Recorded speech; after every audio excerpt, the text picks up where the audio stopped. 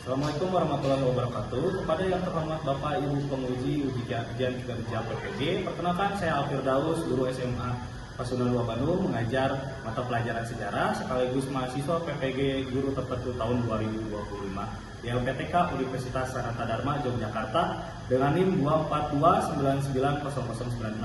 Pada hari ini, 22 Juni 2025 akan melaksanakan praktik pembelajaran di kelas. Berikut KTP saya sebagai bukti identitas saya selaku peserta UKIP. Terima kasih atas perhatian Bapak Ibu penguji. Wassalamualaikum warahmatullahi wabarakatuh.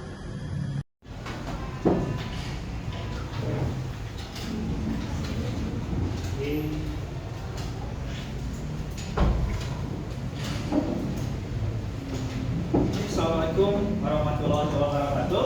Waalaikumsalam warahmatullahi wabarakatuh. Oke, gimana kabarnya 11 IPS 3? Baik ya, harus selalu baik, semangat ya. Oke, sebelum kita mulai pembelajaran, supaya jadi berkah, supaya jadi lancar, jadi amal ibadah ya, kita doa dulu. Oke, kita pimpin oleh KM tercinta, oleh Jikran. Sekarang kita pimpin doa dulu. Siap. Kalau kita mulai belajar, maka kita berdoa dulu. Berdoa dipersilakan.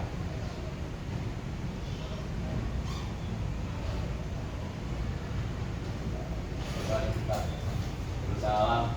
Assalamualaikum warahmatullahi wabarakatuh. Oke, waalaikumsalam warahmatullahi wabarakatuh. Oke, sebelum kita mulai pembelajaran, saya mau cek dulu nih kesiapan belajar kita, kesiapan kalian, kerapihan ya. Saya lihat dulu, boleh berdiri dulu. Biar peregangan dulu ya. Kita buat agak kayak peregangan. Oke, semua masih rapi. Sudah jam lumayan agak siang ini masih rapi, keren. Oke. Nah, jaketnya boleh dibuka dulu. Jaketnya dibawa ke depan dulu. Silakan. Oke, kalau ada yang mau ke belakang, ayo silakan. Saya kasih waktu sementara untuk sekarang. Silakan, ada? Boleh?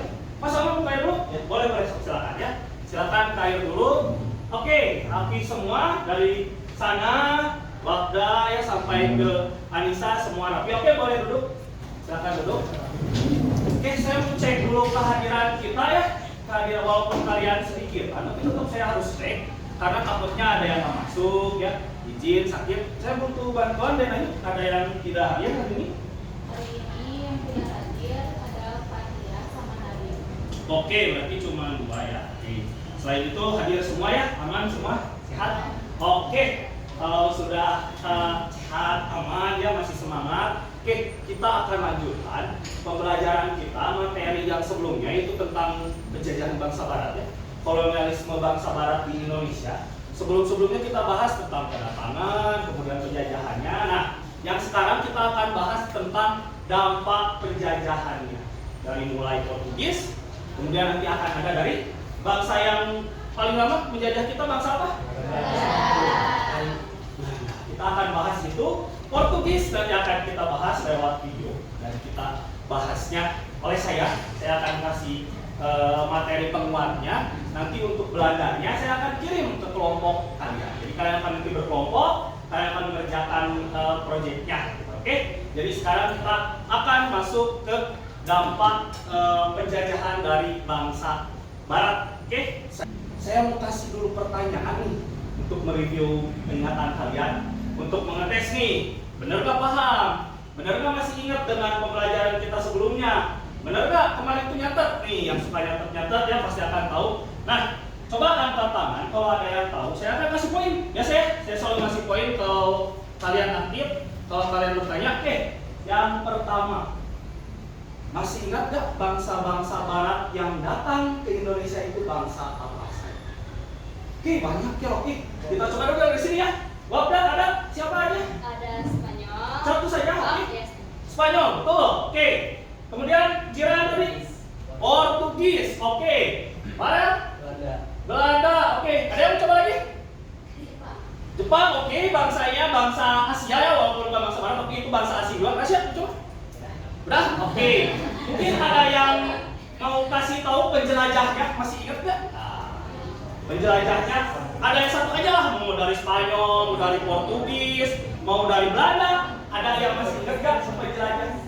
Dia mana? Coba. Oke, Ferdinand Magellan, betul. Oke, itu dari. Oke, yang kedua, faktor apa yang membuat bangsa Barat itu datang menjelajah Samudra? Tadi Asia belum, ya Asia di mana Asia? Pertama pasti karena jadinya mencari novel, maka bangsa Barat itu menjelajahi samudra dengan adanya catatan Marco Polo. Oke, Marco Polo dan Konstantin. Oke, ada lagi? Zikra. Penemuan baru, kemudian penemuan masih harapan. Oke, penemuan Karapel. Oke, itu kapal penjelajah. Di mana ada? Semangat ya, Go, Glory dan Gospel. Oke, Gold, Glory, Gospel. Gold itu mencari emas, Glory mencari kejayaan, Gospel mencari menyebarkan. Terakhir sama Teori Kopernikus. Teori Kopernikus. Betul. Oke, semua masih ingat ya? Keren. Oke, applause dulu. Oke, saya kasih videonya. Simak baik-baik videonya. Oke, nanti kalian bisa mengambil inti dari videonya, bisa mengambil apa yang kalian dapatkan dari videonya. Videonya cuma singkat, ada yang 2 menit, ada yang 1 menit. Kita lihat. Pada tahun 1511, Portugis mendirikan pelabuhan di Malaka yang menjadi pusat perdagangan penting di Asia Tenggara. Agama Katolik yang dianut oleh sebagian masyarakat Indonesia juga dibawa oleh Portugis ke Indonesia. Satu video, ada video lainnya. Jadi kita coba lihat lagi. Simak dulu, udah dapat kelihatan apa isi videonya kan? Terakhir. Sure, I'm Margaret Las Alex. I work for the Portuguese service. Oke, ini reporter dari Indonesia dan reporter dari Portugis. Jadi mereka nanti akan berbincang. Isi perbincangannya adalah kata-kata di Portugis dan ternyata dengan Indonesia itu ada kesamaan. Kita lihat kata-kata apa saja. You forgot who you were. There was a lot of traveling by boat. They probably didn't have a lot to do in that country, so they had to explore. Obrigada. Oke, itu isi videonya udah ada 2 ya. Yang satu sejarah banget, yang satu ini agak-agak nggak terlalu sejarah. Ini reporter dari reportase. Nah, saya mau ada pertanyaan. Coba tanggapan kalian terkait video yang tadi diputar, 2 video itu apa? Ada yang mencoba memberikan tanggapannya? Ada yang mencoba memberikan pemikirannya? Atau mungkin ada pertanyaan? Silahkan. Ada yang mencoba? Mau ingat-ingat dulu. Ada? Dulu saja. Oke. Sudah Bapak. Jadi kalau dari pemikiran saya yang saya dapat itu ketika bangsa Portugis menjajah Nusantara Indonesia itu membawa banyak sekali bahasa atau bentuk-bentuk baru ke Indonesia. Jadi bahasa-bahasa yang mereka bawa dari Portugis itu apa ya, menyatu dengan Indonesia, jadi mirip-mirip Indonesia. Oke, ada bahasa-bahasa yang mirip ya. Ada bahasa serapan yang mirip. Tadi tuh masih ingat apa? Contoh bahasanya? Oke, garpu. Ya, kemudian ada bola ya, bola sama ya. Sapato, palsu jadi palsu. Oke, itu sebuah awal atau sebagai penyambung kita akan mulai masuk ke materinya. Saya akan menjelaskan lebih jelasnya, lebih detailnya dari video tadi gitu. Oke. Atau ada lagi yang mencoba tadi? Baru 2 ya. Tadi baru berapa kali bertanya, nanti kalian ada yang 3, ada yang 4, ada lagi yang mencoba mungkin terakhir. Oke, ada yang mencoba. Terkait tadi isi ininya. Oke, kalau belum kita coba dulu ke dampaknya. Oke, saya menjelaskannya dampak terkait Portugis dulu. Ya, tadi sesuai yang saya sebutkan, sesuai saya jelaskan bahwa saya akan menjelaskan tentang Portugis. Kalau Belanda nanti oleh kalian, kenapa nggak ada Spanyol? Coba, ada yang coba. Kan kita kedatangannya sama Portugis ya, kita kedatangan Portugis, kita kedatangan Spanyol, kita kedatangan Inggris juga, nanti kita kedatangan Belanda. Nah, kenapa sih Spanyol nah, dampaknya nggak ada banget gitu? Kenapa? Ada yang mau coba jawab? Oh, udah boleh. Kalau menurut saya kenapa Spanyol tidak memiliki dampak ke bangsa Indonesia itu sendiri, dilihat juga dari masa kedatangannya, Spanyol itu hanya sebentar, dikarenakan mungkin adanya perjanjian Saragossa juga yang akhirnya antara Portugis dan juga Spanyol yang mengakibatkan Spanyol itu harus angkat kaki dari Indonesia dan kembali ke Filipina. Mungkin itu alasan kenapa Spanyol tidak ada dampak yang besar. Oke, bagus. Jadi secara garis besarnya kenapa tidak ada Spanyol itu dampaknya di kita, karena belum sempat memberikan dampak, belum sempat menyebarkan pengaruh, keburu kalah perang. Oke, betul tadi dengan adanya perjanjian Saragossa harus naik ke negara mana tadi? Filipina ke atas. Jadi kalau kita mau lihat dampak dari Spanyol, lihatnya ke Filipina. Kalau kita mau lihat dampak Portugis, ada yang tahu negara apa yang khas banget Portugis tapi Asia Tenggara? Tetangganya Indonesia yang pernah pecah dari Indonesia? Timor. Oke, kita coba ya, kita sedikit untuk membahas dari yang video tadi. Sambungannya adalah pertama, pengaruh kolonialisme Portugis itu ada di aspek sosial. Aspek sosialnya ada apa? Hanya sedikit, karena tadi kata saya juga hampir sama kayak Spanyol. Portugis dan Spanyol itu berperang di Tierra Tidore, kalah. Spanyol itu harus pergi ke Filipina. Sementara Portugis itu tidak lama. Setelah menang nanti melawan Spanyol, ternyata dia juga harus angkat kaki dari Maluku ke bawah, ke timur, ke Flores, sampai akhirnya nanti di Timor. Nah, jadi aspek yang mereka kasih atau mereka berikan kepada kita itu hanya sedikit. Utamanya di tersebarnya agama Nasrani, khususnya Katolik di Nusantara. Oke? Nah, jadi agama yang tersebar oleh Portugis itu adalah Katolik, bukan Protestan. Protestan itu oleh siapa? Nanti kalian cari bahwa berbeda. Agama Nasrani Katolik dengan agama Nasrani Protestan itu beda. Yang membawa juga beda. Yang membawa ke Nusantara itu adalah orang-orang Portugis. Kenapa? Hanya ada di sebelah timur. Karena Portugis itu punya markasnya di sebelah timur. Maluku, Sulawesi, Nusa Tenggara, ya, Pulau-Pulau Flores, Timor itu adalah daerah-daerah kekuasaan dari Portugis. Jadi mereka itu berpusatnya di timur, makanya agamanya itu agama Nasrani yaitu Katolik, lebih banyaknya di timur. Oke, kemudian kita ada aspek dari budaya. Oke, aspek budayanya ada kesenian. Kesenian yang dibawa Portugis itu adalah musik keroncong. Udah tahu lah ya di mana keroncong itu. Kalau kalian belum tahu nanti boleh dengarkan. Salah satu lagu yang hitsnya itu adalah Bengawan Solo. Nah, itu adalah lagu keroncong. Nah, sebenarnya lagu keroncong ini hadir muncul karena kesalahan pemahaman, kesalahan pendengaran. Biasa orang-orang kita mah kayak asal dengar. Asal dengar ya. Asal dengarnya apa? Ternyata keroncong itu berasal dari musik fado. Nah, alat musik Portugis yang namanya fado, gitarnya gitar khusus. Ketika mereka itu memainkan gitarnya, keluar suaranya trong trong trong, sehingga akhirnya disebut apa? Jadi asal dengar, oh musiknya apa itu enak ya, namanya kok suaranya congkok, oh kayaknya keroncong.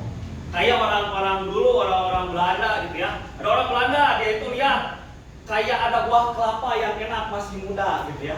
Bilang lah ke mamanya, saya mau gitu. Itu buahnya enak, buah apa namanya gitu ya.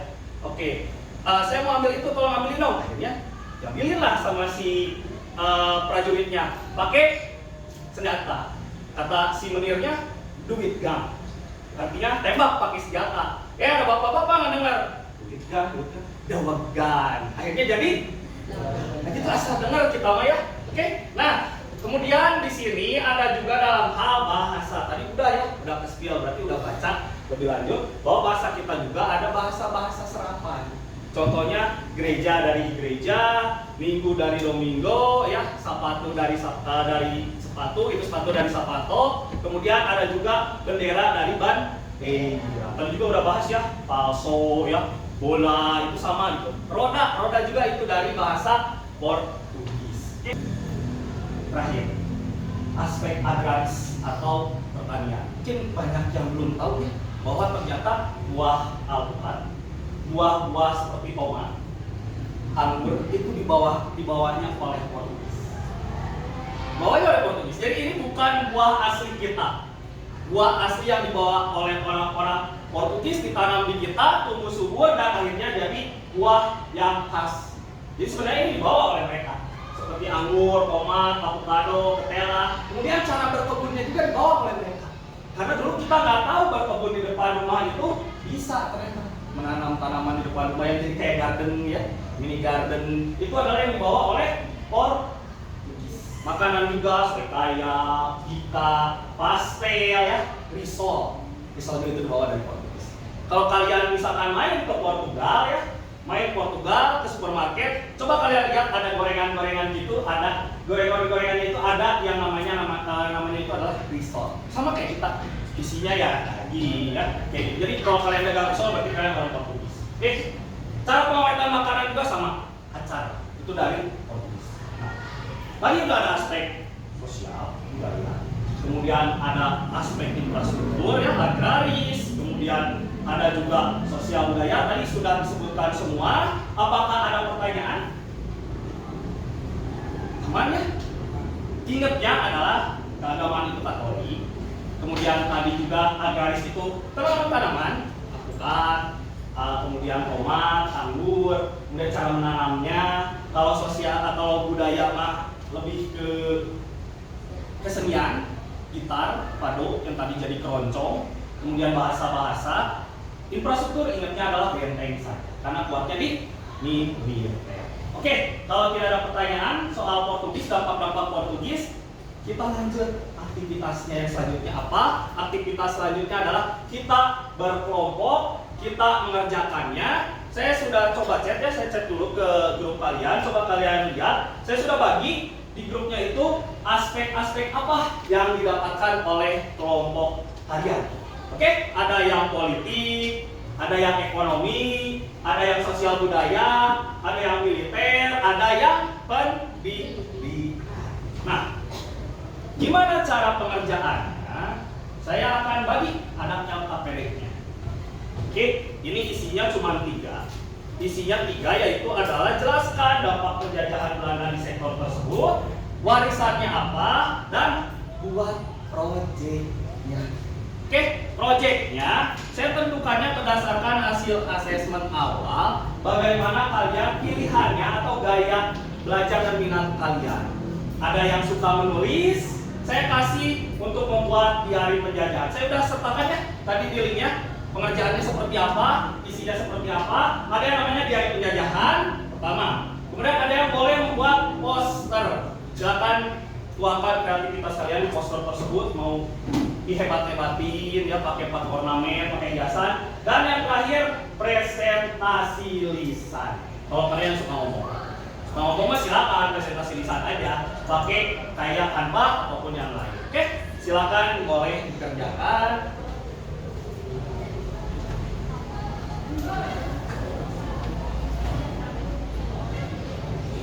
Oke, ada pertanyaan, tulis namanya, nama kelompok kalian, nama-namanya. Contoh kayak Cika, Rani, Jiran, Arya. Oke, nah yang untuk materinya kalian kebagiannya aspek apa? Misalkan pendidikan, tulis pendidikannya di situ. Oke, saya mengingatkan karena kita mulainya ini adalah berdiskusi kelompok, kemudian nanti membuat proyek dan nanti akan dipresentasikan. Waktunya yang akan saya kasih 20 menit.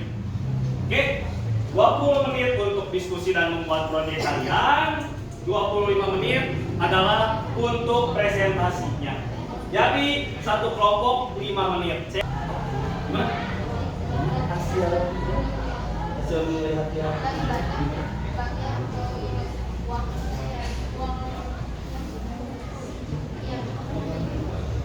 Kalian politik, dampaknya politik itu seperti apa? Jadi nanti tulis di sini. Kalian kebagian apa? Ini apa proyeknya? Buang aja di sini. Oke. Oke. Sosial budaya masih ada. Sekarang Belanda itu warisannya apa?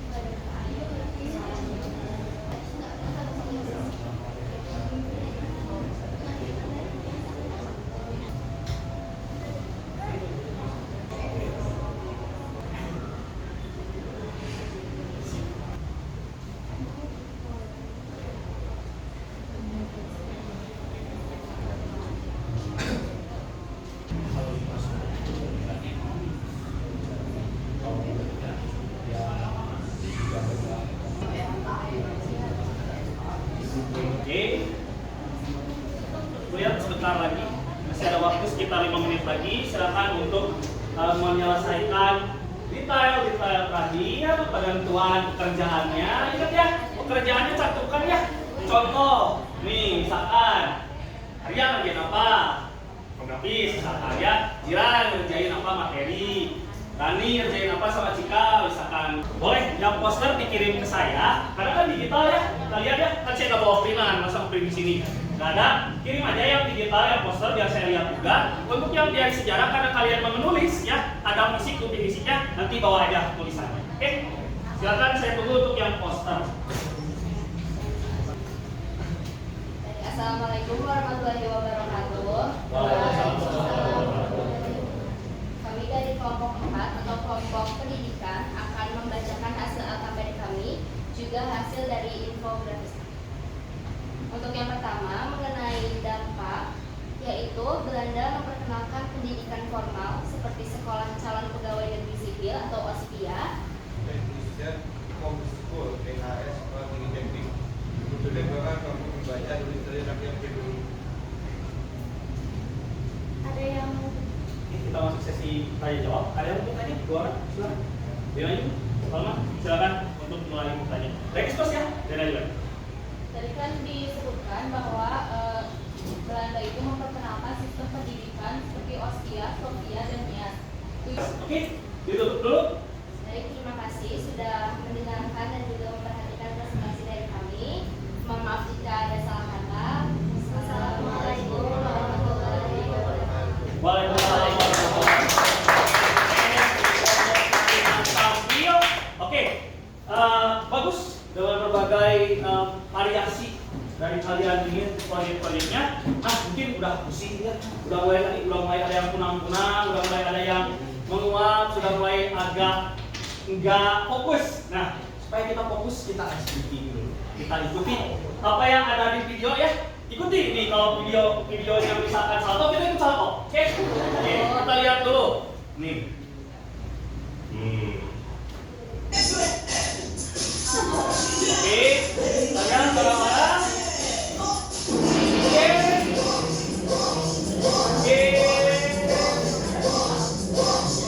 Foto.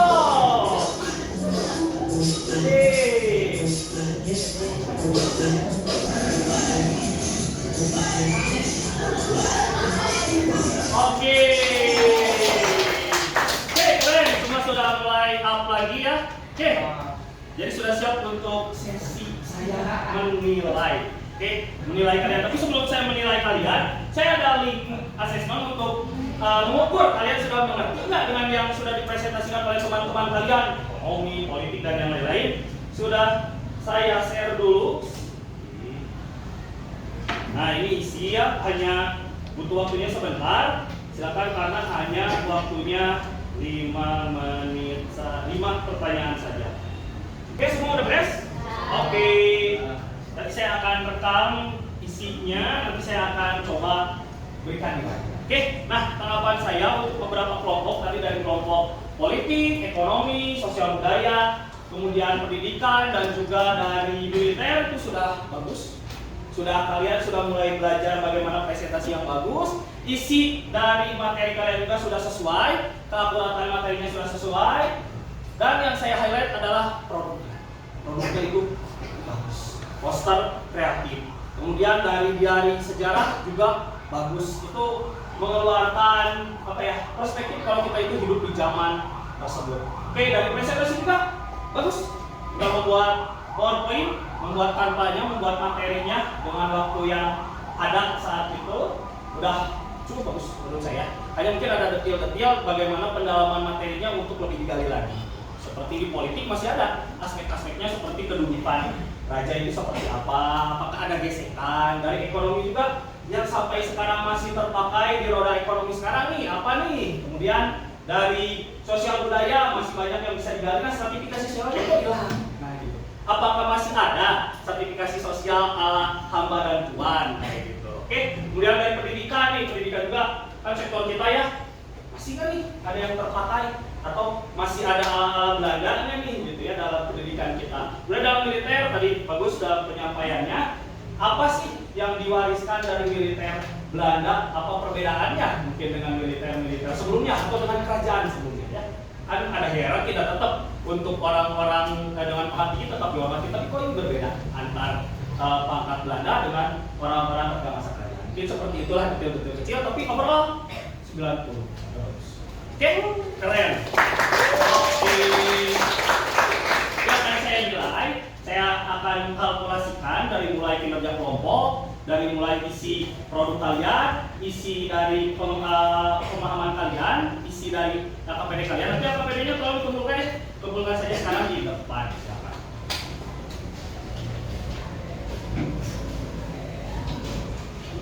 Oke, thank you. Thanks. Terima kasih. Nah, semua. Oke. Nah, udah beres nih ya. Kita membahas soal dampak dari mulai tulis oleh saya, video, kemudian sudah oleh kalian kelompok dari kelompok 1 sampai 5, kemudian sudah kita main-main dengan video ya. Coba ada yang mau kasih refleksi pembelajaran kali ini? Apa sih yang kalian rasakan? Siap, boleh.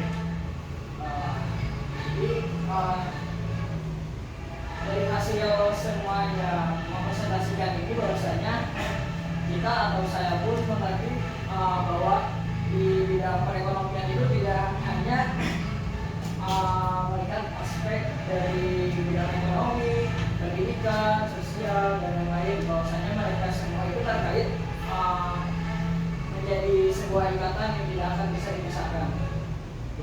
Oke, thank you. Jadi ada yang baru ternyata saling berkait ya. Ternyata yang dulu tuh nggak selamanya dulu aja hilangin ya. Ada yang masih terpakai dari sekarang. Oke, good. Ada lagi memberikan tanggapannya terkait kita belajar hari ini. Apakah ada hal yang baru? Apakah kalian ingin menyampaikan pembelajaran kali ini menyenangkan kah? Unek-unek kah? Silakan kalau ada yang mau. Oke, jalan. Oke, silakan. Ada yang mau bantu saya nggak nyimpulin hari ini materi kita seperti apa? Ada yang membantu saya untuk menyimpulkan materi ini? Silakan, ada yang memberi kesimpulan? Boleh. Jadi yang aku bisa simpulkan, misalnya materi yang pertama, kita kan membahas sebuah dampak-dampak dari penjajahan Belanda, mulai dari politik, ekonomi, sosial, budaya, terus juga militer dan juga pendidikan dan lain. Nah, kalau dari segi pendidikan kita bisa tahu bahwa bagaimana sih awalnya pendidikan Indonesia itu dari siapa dan dari mana. Terus kalau militer itu kita lebih tahu senjata-senjata karena pada masa itu yang lebih modern itu adalah Belanda. Jadi Belanda itu mendatangkan sedikitnya bantuan kepada kita yang bisa mengenal sebuah persenjataan dan militer pada masa itu. Terus juga untuk di politik kita bisa tahu bahwasannya pada zaman dulu sangat terpahan bahwasannya di mana masyarakat itu nggak bisa untuk bekerja lebih tinggi lagi jabatannya selain bupati dan lain-lain. Dan untuk di sosial budaya kita bisa tahu bahwasannya banyak banget kayak bangunan-bangunan yang memang menggunakan pengaruh dari Belanda. Dan untuk di ekonomi sendiri kita mengetahui di mana sih awalnya uang itu menyebar, bahwasannya dari mata uang Belanda yang pertama kali datang dari Belanda, yaitu uang gulden. Terus juga sistem tanah paksa itu ternyata ditangani oleh Belanda yang mengolah sistem keuangan di Indonesia. Oke, good. Oke, itu adalah kesimpulan kali ini. Kesimpulan dari Umaya sudah merangkum semua. Intinya adalah Belanda itu akhirnya memberikan berbagai dampak dari A sampai Z. Dampak-dampaknya masih terasa sampai sekarang. Itulah kenapa penjajahan mereka begitu lama, karena dampak yang mereka berikan itu begitu besar. Oke, itu adalah kesimpulan dan sekaligus penutup materi kita. Kita akan ketemu lagi minggu depan. Terima kasih atas semangat kalian, terima kasih atas kerjasamanya, terima kasih atas perhatiannya. Wassalamualaikum warahmatullahi wabarakatuh. Terakhir, close dulu untuk sebelah.